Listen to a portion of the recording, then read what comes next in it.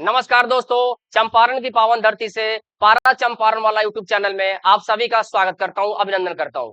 आज हम डिस्कशन करने वाले हैं 69वीं बीपीएससी यानी 69 जो बीपीएससी का एग्जाम हुआ है, उसमें रीजनिंग और मैथ से कुछ सवाल पूछे गए हैं। उन सारे सवालों को लेकर मैं आपके सामने आया हूं, क्योंकि बहुत सारे बच्चे कमेंट कर रहे थे कि सर रीजनिंग के क्वेश्चंस और मैथ के कुछ ऐसे क्वेश्चंस आए हैं जो शायद हमें उसमें दिक्कत हो रही है। तो आइए उसका डिस्कशन शुरू करते हैं। कुछ हमारे पास सवाल आपको दिख रहे होंगे जो हमारे बीपीएससी एग्जाम में पूछे गए हैं। सबसे पहला जो सवाल है, ये कहने के लिए रीजनिंग और मैथ्स का मिक्सअप है, लेकिन मैं चाहता हूं कि एक्सपर्ट शिक्षक आपको इस चीज की जानकारी देंगे। तो सबसे पहला जो सवाल है वो आपका मैथ्स के शिक्षक को बुलाना चाहूंगा मैं, मैथ मैजिशियन आरके सिंह, वो डिस्कस करेंगे इस क्वेश्चन के बारे में। तो आइए सर प्लीज इसका डिस्कशन करें।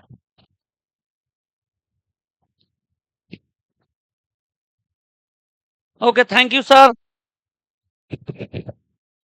ये जो है यहाँ पर जो क्वेश्चन है, एक व्यक्ति रमेश जिसके पास 100 वर्ग गज भूमि का एक प्लॉट है, वो अपने पड़ोसी सुरेश जिसके पास भी 100 वर्ग गज भूमि है से 10% अधिक प्राप्त करता है। तो यहाँ ध्यान देंगे, रमेश के पास रमेश और क्या है, सुरेश।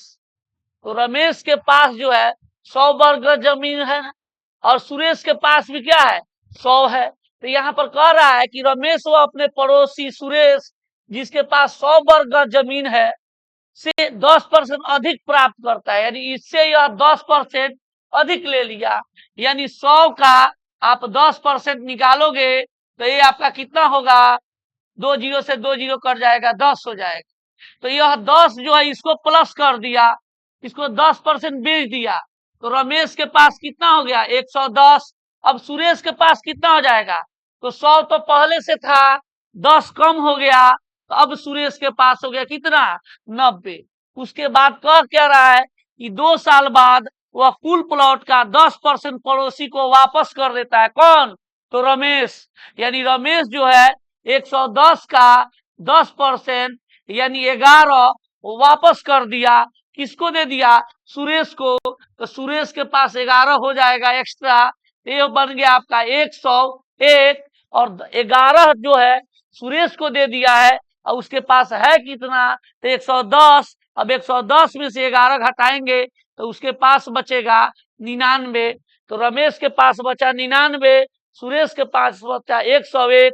तो इसमें ऑप्शन क्या कह रहा है कि सुरेश की भूमि रमेश से अधिक है, सुरेश की भूमि रमेश से अधिक है। बिल्कुल 2 वर्ग फीट जो है आपका 2 वर्ग गज अधिक है यहाँ पे। तो ये आपका ऑप्शन नंबर क्या हो जाएगा, ए नंबर हो जाएगा।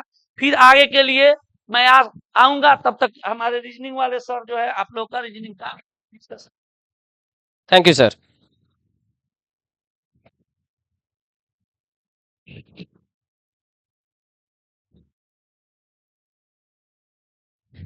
चलिए दोस्तों, जैसे आपने देखा पहला सवाल हमारे मैथ मैजिशियन आरके सिंह ने बताया, बखूबी ये मिलता जुलता है, क्योंकि बच्चों को कुछ लगता है कि मैथ्स है, रीजनिंग है, लेकिन इसको मैथ्स के टीचर ने जिस तरीके से बताया निश्चित तौर पे आपको समझ आया होगा। अब हम आगे बढ़ते हैं इसी क्रम में और देखते हैं कि रीजनिंग का और कौन कौन से सवाल आपके एग्जाम में पूछे गए हैं। तो रीजनिंग की बात कर लेते हैं।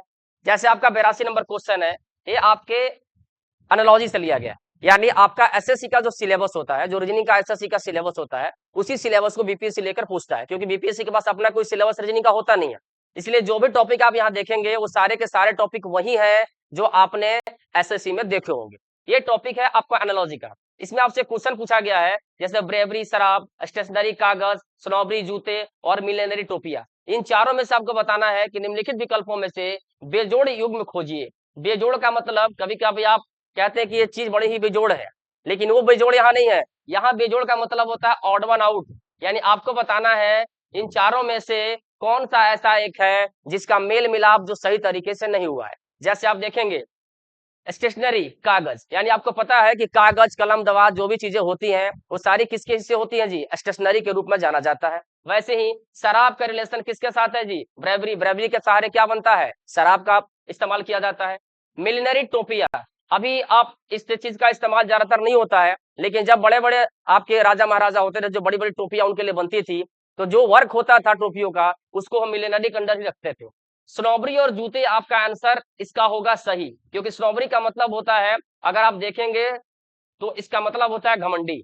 यानी इस वर्ड का जब इस्तेमाल आप देखेंगे तो जूते के साथ इसका कहीं से दूर दूर तक कोई नाता नहीं है, इसलिए इस क्वेश्चन का आंसर होगा स्ट्रॉबेरी और जूते। क्लियर है? आगे बढ़ते हैं। अगला जो सवाल है इस सीरीज का है 68वीं और 69वीं, मैं दोनों में ऐसी कौन से क्वेश्चन जो सेम रहा है, कौन सा क्वेश्चन है थोड़ा सा कॉमन करके ही पूछा गया है, इसके बारे में भी डिस्कशन करेंगे। सीरीज का क्वेश्चन पिछले साल भी पूछा गया था, सीरीज का क्वेश्चन इस साल भी पूछा गया था। तो पिछले साल जो सवाल सीरीज के पूछे गए थे उसमें और इसमें थोड़ा सा अंतर है। पिछले साल वाला इस साल से थोड़ा सा टफ था, इस बार वाला क्वेश्चन और इजी है। तो आइए देखते हैं कि इस क्वेश्चन को कैसे आप बना सकते हैं। यहाँ देखिए सीरीज में सबसे पहले हम क्या करते हैं जी, तो गैप निकालते हैं। पहले आप गैप निकालिए कि इनका गैप क्या दिया है, तो इनका गैप दिया 6 में से 2 गया 4, 5 में से 3 गया 2, 24 का गैप है। यहाँ आपको पता नहीं है, यहाँ आपको पता नहीं है अगला गैप कितने का हो रहा है, तो आप कहेंगे सर अगला गैप 30 का हो रहा है और उसका अगला गैप कितना का हो रहा है, तो 32 का हो रहा है। तो अगर आप ध्यान से देखिए 24 के बाद 30 और 32 आया है, इसका मतलब रास्ते में कौन कौन सा अंक है जो आ सकता है, तो आप कहेंगे सर 2 का अंतर है, तो क्या अगर 24 के बाद 2 का अंतर रख के हम 26 कर दें, 26 के बाद 2 का अंतर रख के हम 28 कर दें, तो क्या ये हमारा सीरीज सही हो जाएगा? बिल्कुल सही हो जाएगा। तो आप देखिए 132 में 24 जोड़ा गया तो क्या आया 156, और अब 156 में अगर आप 26 को जोड़ते हैं तो 6 6 12, 5 2 7 1 8, 182 आपका सही आंसर आना चाहिए, जो विकल्प नंबर ए में है। जिन्होंने मारा है उनका आंसर बिल्कुल क्या है, सही है। क्रॉस चेक करना है तो आप 182 में फिर से 28 जोड़ के चेक कर लीजिए कि 210 आ रहा है कि नहीं आ रहा है। 8 तो 10 1, 8 2 10 1 11, 1 1 2, देखिए 210 बिल्कुल क्या आ रहा है, सही आंसर आ रहा है। क्लियर है? आगे बढ़ते हैं। 83 के बाद अगला सवाल है 84। इसी सवाल की बात कर रहा हूं जी, 84 नंबर क्वेश्चन की मैं बात कर रहा हूं। ये जो सवाल है भैया, ये सवाल दो आपके 68वीं में भी और 69वीं में भी पता नहीं एग्जामिनर से गलती से हुआ या जानबूझ के किया गया है, सेम सवाल उठाकर आपको डाल दिया गया है। यही सवाल पिछले साल बीपीएससी ने भी पूछा था और यही सवाल सेम सवाल, एक अंक भी आपको आगे पीछे नहीं किया गया है, और यही सवाल इस साल भी बीपीएससी ने क्या कर दिया है, पूछ दिया है।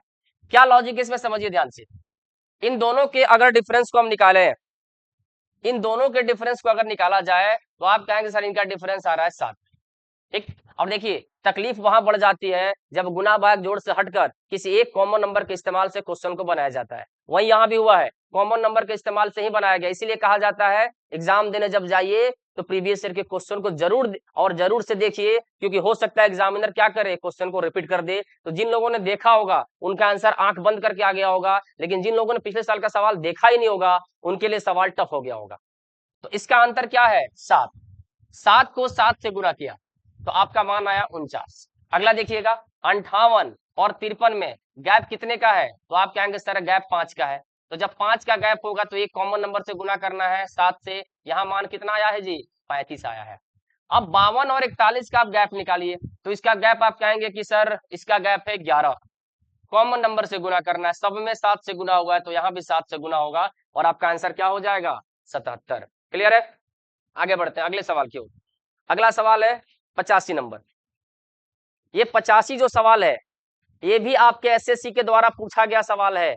इसलिए देखिए मैं 2-3 सवाल ऐसे आपको बता रहा हूं जो बीपीएससी ने बिल्कुल उठा के डाल दिया है, कहीं से कुछ भी चेंज नहीं किया हुआ है। जैसे 85 नंबर सवाल देखिए, मैं ऑफलाइन क्लास में बच्चों के कॉपी में क्वेश्चन लिखा हुआ है जी, कथन और निष्कर्ष जो पढ़े होंगे उनको ध्यान होगा। सवाल क्या कह रहा है, सवाल ध्यान से समझिए। कथन कह रहा है कि किसी एक दिवसीय क्रिकेट मैच में टीम ने कुल 200 रन बनाए, जिनमें से 160 रन स्पिनरों द्वारा बनाए गए। एग्जाम्पल के तौर पर समझा रहा हूं, टोटल आपके 200 रन बने हैं और इसमें से 160 रन स्पिनर ने ही बना दिया। एग्जाम्पल के तौर पर समझिए, मान लीजिए इंडिया का मैच चल रहा है ना, ऊपर से सारे बल्लेबाज आउट हो गए और आपके 2 बल्लेबाज, मैं नाम भी ले लेता हूं, 2 स्पिनर मान लीजिए खेल रहे हैं, कुलदीप और अक्षर पटेल। सारा टीम आउट हो गया 40 रनों के अंदर, लेकिन इन दोनों स्पिनरों ने क्या किया, अकेले 160 रनों ने बना दिया। अब जो निष्कर्ष आपका पूछा जा रहा है, वो निष्कर्ष क्या पूछा जा रहा है वो समझिए।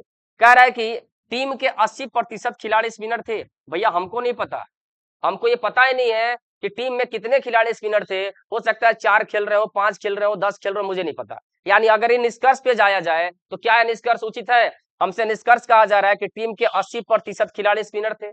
हमने तो एग्जाम्पल के तौर पे 2 स्पिनर लिया है, हो सकता है आपकी टीम में 5 स्पिनर हो सकता है आपकी टीम में 2 ही स्पिनर हो जिन्होंने सारा रन मार दिया हो। तो ये निष्कर्ष कभी भी आप सही नहीं मान सकते। अच्छा, अगला कह रहा है कि ओपनिंग बल्लेबाज स्पिनर थे। मैं कैसे कह सकता हूँ कि ये बल्लेबाज ओपनिंग करने आए थे या ये बल्लेबाज लास्ट में जाके खेले थे? कभी भी कोई खेल सकता है, वो टीम मैनेजमेंट के ऊपर डिपेंड करता है, तो ये भी आपका क्या होगा? गलत होगा। इसलिए इसका आंसर क्या है? ना तो 1 और ना ही 2 कथन का अनुसरण करता है। तो जिन्होंने भी ऑप्शन नंबर बी मारा है, उनका आंसर क्या हो जाएगा जी? गलत हो जाएगा।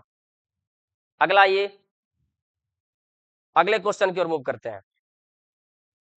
अगला क्वेश्चन है 86 नंबर, इसी की बात कर रहा था मैं।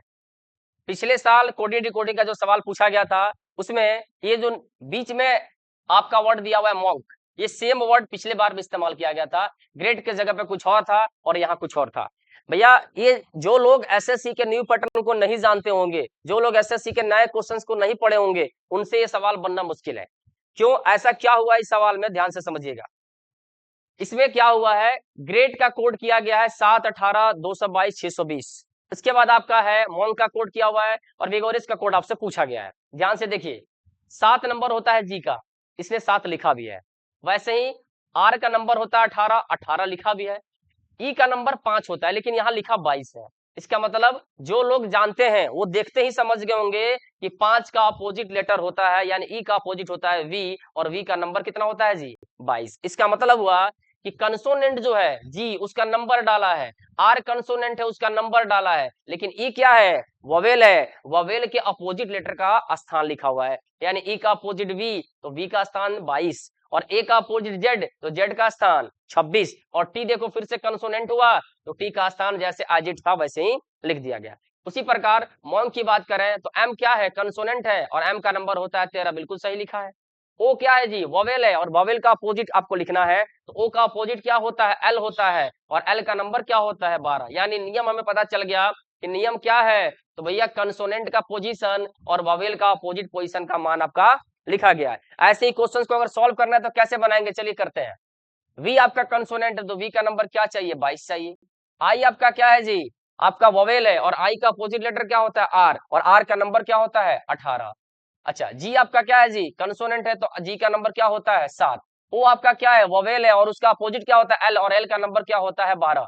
अगर इस पे अगर देखना आप चाहें तो आपका आंसर यहाँ से भी शुरू हो सकता है, मिल सकता है। ऑप्शन आप देख लीजिए, जिस भी ऑप्शन में इतना बराबर होगा वो आपका आंसर हो जाएगा। 22, 18, 712। क्या और कोई ऑप्शन में ऐसे है? 22, 18, 713, यानी ये ऑप्शन नहीं होगा। इसका आंसर क्या होगा? 22, 18, 712। आगे अगर चेक करना है तो चेक कर लीजिए।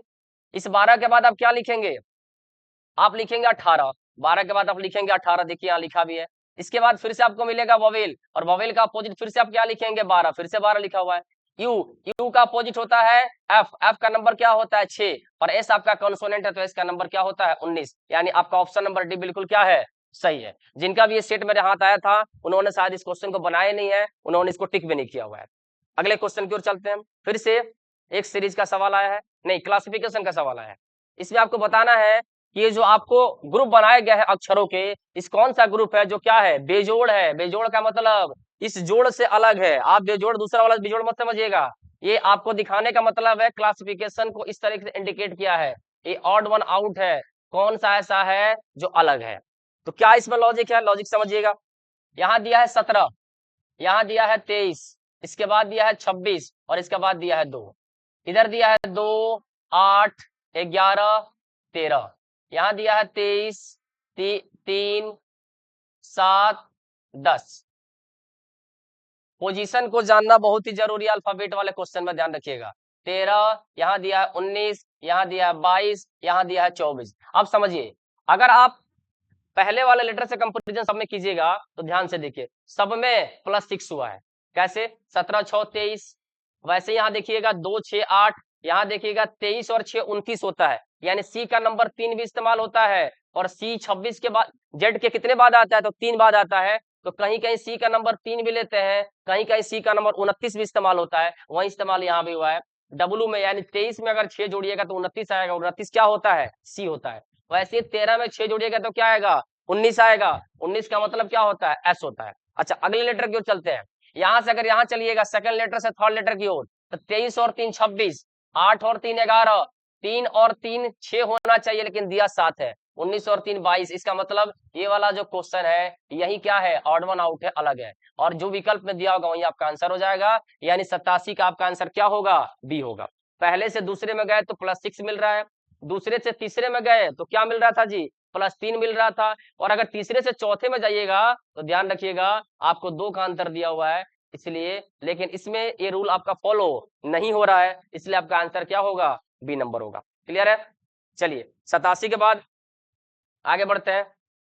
88 सवाल भी वही सवाल है जी। अभी कुछ देर बाद मैं फिर से मैथ वाले सर को बुलाऊंगा, इस क्वेश्चन को फिर से वही डिस्कस करेंगे, क्योंकि क्वेश्चन देखने के लिए डायरेक्शन का है, लेकिन टोटली डिपेंड्स ऑन मैथ्स। यानी ये जो क्वेश्चन है ये पूरी तरह से मैथ्स पे आपका क्या है, आधारित है, इसलिए इन सवालों का जवाब भी वही सर बताएंगे जो आपको कुछ देर पहले एक क्वेश्चन करा के गए, तो इसलिए इसका डिस्कशन सर के साथ हम करेंगे।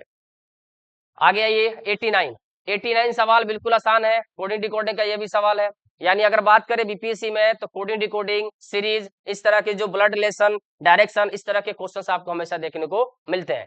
यहाँ दिया है गेम का कोड, फिर दिया है बेंड का कोड, और आपसे पूछा है मेड का कोड। पहले सबसे पहले ये जानिए कि जो मेड में आपके लेटर इस्तेमाल किए गए हैं MADE, ये लेटर आए कहाँ से हैं, तो भैया ये लेटर इसी में से लिए गए हैं जी। देखिए MADE, तो जब लेटर का इस्तेमाल इसी में से होता है तो इसका कोडिंग भी इसी में ही छुपा होता है, बाहर से कोडिंग नहीं आता। और इसके पहचान का सबसे बढ़िया तरीका मैं बता देता हूँ। यहाँ देखो लास्ट में क्या लिखा है ई, तो यहाँ लास्ट में क्या दिया है, परसेंटेज। यहाँ आपका ई कहाँ दिया है, सेकंड नंबर पर, तो सेकंड नंबर पर क्या आया है, परसेंटेज आया। यानी यहाँ भी ई के लिए सेम कोड, यहाँ भी ई के लिए सेम कोड, यानी जो जिसके सामने होता है वही उसका क्या बन जाता है, कोड बन जाता है। एम तीसरा स्थान पर था, तीसरा स्थान पर स्टार है, यही इसका कोड है। ए कहाँ है जी, तीसरा स्थान पर, तीसरा स्थान पर क्या है, डिवाइड, यही इसका कोड है। डी कौन सा स्थान पर, लास्ट में क्या है, गुना, यही इसका कोड है। और ई का कोड अभी आपको दिखाया मैं, परसेंटेज, यही आपका कोड है। जिस भी ऑप्शन में दिया है वही आपका क्या हो जाएगा, आंसर हो जाएगा। Option number B, star, divide, गुना और परसेंटेज। क्लियर है? आइए 90 नंबर क्वेश्चन देखते हैं। 90 नंबर क्वेश्चन भी डायरेक्शन से रिलेटेड ही है। कैसे सवाल है इसको भी देख लीजिए।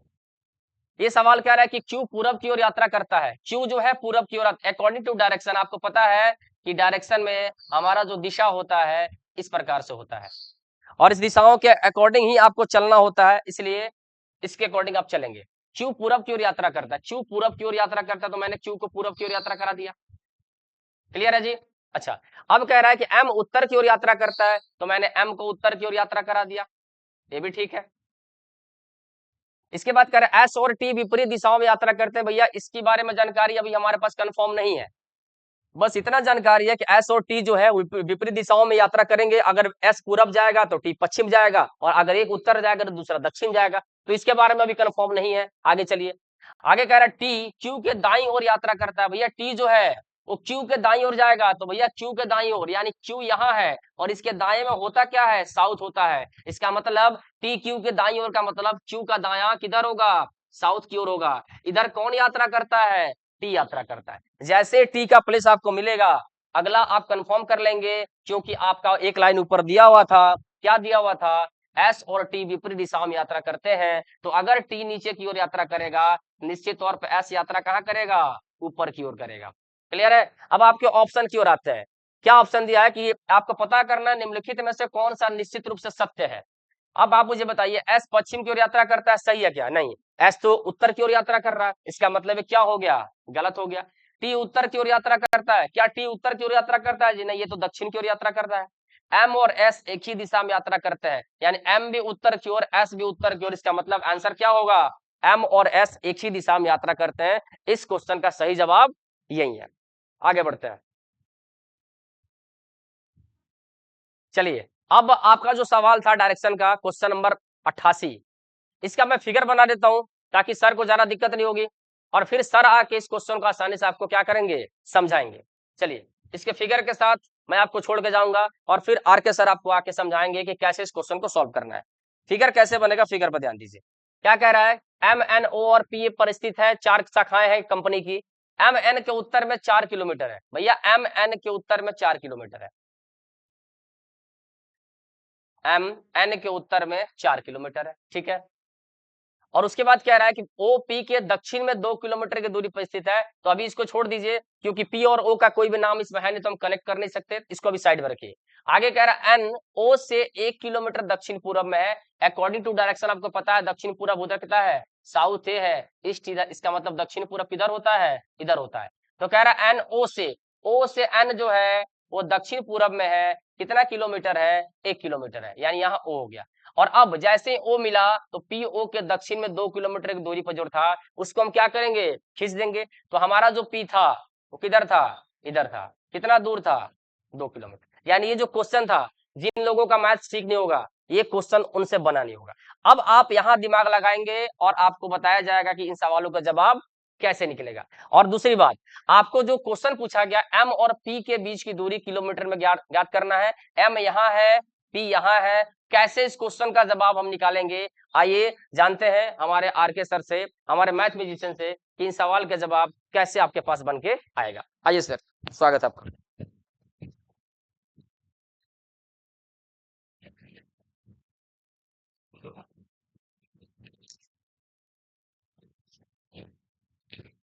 सभी लोगों को फिर से बहुत बहुत धन्यवाद। ये जो क्वेश्चन जो है यहाँ से पूछ रहा है कि एम से पी की आपका जो है ये दूरी पूछा जा रहा है, एम से पी की दूरी, ये दूरी।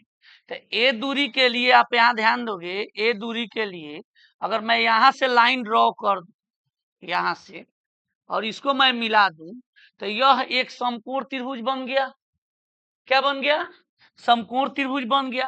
ये समकोण त्रिभुज का ए आपका हो गया जो विकर्ण हो जाएगा। क्या हो जाएगा, विकर्ण। और ये आधार है और ये क्या है, तो इसकी दूरी तो मुझे मालूम है 4 और टोटल दूरी इसका भी मालूम है, इसका और इसका दूरी मुझे मालूम नहीं है। तो इसका दूरी और इसका दूरी निकालने के लिए आप यहाँ पर ध्यान देंगे, ये जो लाइन ड्रॉ किया गया है यहाँ से अपने से, तो ये जब यह गया है सीधे आपका साउथ और ईस्ट दिशा में जो गया है, तो ये आपका कितना डिग्री का कोण बना है, ठीक है, कितना डिग्री कोण बना है, 45 डिग्री का कोण बनेगा। कितना, 45। और ये 90 डिग्री है तो ये भी 45 डिग्री का कोण बनेगा। तो ये 45 डिग्री कोण बनेगा तो ये भुजा और ये भुजा आपस में क्या होंगे, बराबर होंगे। अगर यहाँ पर मैं कोई और जो है अपना जो है बी मान लू या ए मान लू, तो बी एन और ओ बी आपस में क्या होंगे, बराबर होंगे। तो ये पाइथागोरस थ्योरम के द्वारा आप जो इसका वैल्यू ऐसे निकाल सकते हो, ये ओ बी स्क्वायर जोड़ बी एन स्क्वायर जोड़ बी एन स्क्वायर बराबर हो जाएगा 1 का स्क्वायर, ठीक है। और ये ओ बी और बी एन आपस में क्या है, बराबर है। तो ये बराबर है, अगर इनकी दूरी को x मान लिया जाए तो एक्स स्क्वायर जोड़ एक्स स्क्वायर बराबर 1, ये हो जाएगा 2x स्क्वायर बराबर 1 हो जाएगा, एक्स स्क्वायर बराबर 1/2, एक्स की वैल्यू हो जाएगा 1/√2। यानी ये वैल्यू आ गया आपका कितना, 1/√2, ठीक है। और ये भी वैल्यू हो गया 1/√2। तो नीचे वाले भी हो जाएगा क्योंकि यह एक आयत बन चुका है। तो आयत की भुजाएं आपस में आमने सामने क्या होती है, बराबर होती है। तो ये 1/√2 तो ये भी 1/√2। अब यहाँ ध्यान देंगे टोटल दू दिया है, अगर इसको निकालना है तो ये आपका साइड्स का होना जरूरी है। तो टोटल 2 है जिसमें से ये भाग 1/√2 है, तो इसको मैं अगर घटा दूं 2 में से तो ये भुजा मुझे मालूम हो गया 2 - 1/√2। तो अब यहाँ पर टोटल भुजा जो हो गया वो मुझे मालूम हो गया 4 और 2 कितना हो गया, 6 - 1/√2, 6 - 1/√2 और नीचे का 1/√2 हो गया। तो फिर कर्ण बराबर क्या होता है, आपका शीर्षलंब का स्क्वायर जोड़ आधार का स्क्वायर, यानी इसका स्क्वायर जोड़ आपका 1/√2 का स्क्वायर, ठीक है। और इसका हम क्या करते हैं, वर्गमूल निकाल लेते हैं, तो फिर आपका कर्ण की भुजा निकल जाएगी। अब यहां से ध्यान देंगे ये कितना हो जाएगा, आपका हो जाएगा 36, फिर a - b के होल स्क्वायर पर आप तोड़ सकते हो। ये हो गया आपका 1/√2 का स्क्वायर करोगे तो 1/2 हो जाएगा, -2ab 2 × 6 × 1/√2 हो गया, ठीक है। अब यहाँ ध्यान दोगे ये भी 1/√2 था, इसका स्क्वायर मैंने छोड़ दिया है, ये हो जाएगा 1/√2 का 1/2 का स्क्वायर। तो यहाँ ध्यान दो आप, प्लस वर्गमूल तो होगा ही होगा। अब यहाँ मैं ऐसे लाइन खींच देता हूं, उसके बाद देख ये 1/2 आधा और आधा मिलके कितना हो गया, 1 हो गया। 36 से कितना हो गया, 33 हो गया। अगर √2 से इसको काट दिया जाए, ये हो जाएगा 6√2। क्या हो जाएगा, 6√2 हो जाएगा। तो यहाँ ध्यान दो बाबू, थोड़ा सा क्वेश्चन लॉन्ग गया है, ऐसे क्वेश्चन जो है मैथमेटिकल और रीजनिंग का दोनों मिक्स कर दिया गया है। 6 और √2 का जो वैल्यू होता है वो होता है आपका 1.414। अगर इसको आप घटा देते हो, 33 माइनस 6 चौका 24, 6 कम 6 और 2 8 हो गया, और 6 चौका 24 का 4 हो गया, 6 कम 6 या 2 8 हो जाएगा। यानी आपका 8 पॉइंट माइनस में आएगा। तो इसको अब निकालोगे घटाओगे तो ये आएगा आपका 28.5 आ जाएगा वर्गमूल में। 28.5 लमसम वर्गमूल में आ जाएगा। और इसका वर्गमूल निकालोगे तो 5 का स्क्वायर से थोड़ा सा अधिक वाला होगा, जो यहाँ पर ऑप्शन नंबर क्या दिख रहा है, 5.34। तो इसका जो है आंसर आपका हो जाएगा 5.34। तो इसमें ऑप्शन जो होगा वो होगा 5.34। तो ये जो है मैथमेटिकल और रीजनिंग दोनों के मिलाकर जो है ये क्वेश्चन जो है बीपीएससी में दिया हो गया है। अगर यह वीडियो आप लोग को अच्छा लगा है तो आप लोग दूर दूर तक इस वीडियो को फैलाइए, और आगे के लिए हम लोग जो है अच्छे अच्छे क्वेश्चन इस यूट्यूब पर आपको कराते रहेंगे हर एग्जाम से रिलेटेड। चलिए बहुत बहुत धन्यवाद आप लोग का। जय हिंद।